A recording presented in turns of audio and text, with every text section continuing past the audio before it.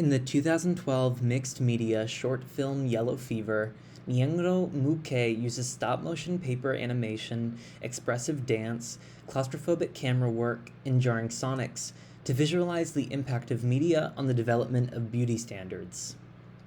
In doing so, Muke visualizes the internal psychological struggle of those who reject their natural skin tone and features, viewing them as undesirable, and the intergenerational internalization of such rejection.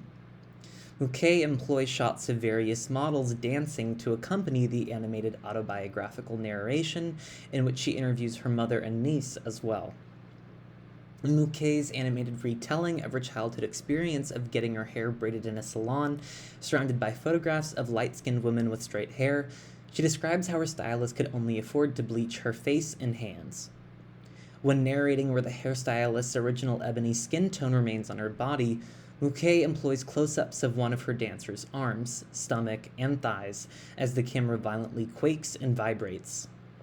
In frequently capturing isolated close-ups of the dancer's skin and body parts, Nyendo Muke also captures the internal thought process of one's own body as an imperfect summation of numerous fractured parts.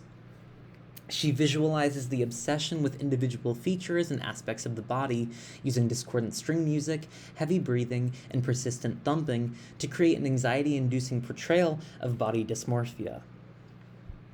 Muke externalizes this internal struggle in the dance sequence of the lighter-skinned and darker-skinned models. As the lighter-skinned model contorts her face into anguished expressions while sitting on the ground and holding a shell to her ear, the darker-skinned model throws her hands over and around her, pushing and pulling. The whispering voiceover of Muke's mother contributes to the intimate turmoil of the couple's dance. Subsequently, Muke uses jump cuts between the two individual dancers sitting on their hands and knees as both writhe and jerk around, evoking a strained reconciliation and eventual unification of the two figures into one. Muke's mother also provides the narration for another dance sequence in which she discusses how mothers would put bleaching creams on their babies, while one of the dancers acts as if she is slathering the product on herself and cradling a baby in her arms.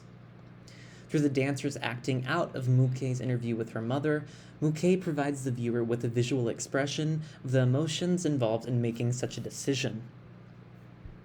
Muke parodies the media messaging through advertisements on television, which purport the beauty of white skin and features.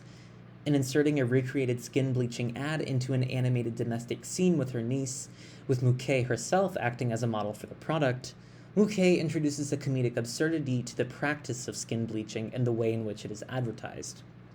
She further employs such absurdity as a subversive tool in her imposing of cut-out white hair, skin, and features onto her niece, who claims that she wants to be white after watching a blonde white woman sing on the television. The hodgepodge of the cut-out dirty blonde wavy hair and white features, juxtaposed against the animated black body of her niece, creates a perturbing image which critiques the importation of white supremacist media messaging and the subsequent importation of white supremacist beauty ideals. Muke superimposes flashing cartographic, ethnographic, and propagandic depictions of African communities, and especially of women, onto the body of one of the dancers. In doing so, she envisions the cumulative psychological impact of such historical representations on the individual's self-perception. In using stop-motion animation and flashing images to visualize the floating beauty products, on the other hand, Muke constructs a visual parallel to the Euro-white patriarchal and imperialist depictions of the African continent and its people. Thus, she ties the development of skin-bleaching products to the historical legacy of Eurocentric beauty ideals using this visual motif. Muke also superimposes landscape paintings onto her models' bodies, so that the troughs and crests of the model's shoulder blades, clavicle, throat, chin, and back mirror the mountain range in the painted depiction. In doing so, Muke draws a symbolic parallel between the ways in which the colonial project constructed arbitrary divisions on the continent and the constructed arbitrary hierarchy of beauty which deems proximity to whiteness as desirable.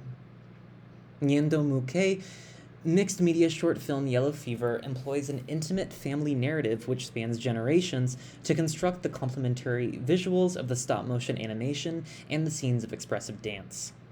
In this way, Mouquet expands upon the anecdotal and the autobiographical to create a work which elucidates how contemporary systems of advertising and consumption prey upon the insecurities which they themselves manufacture.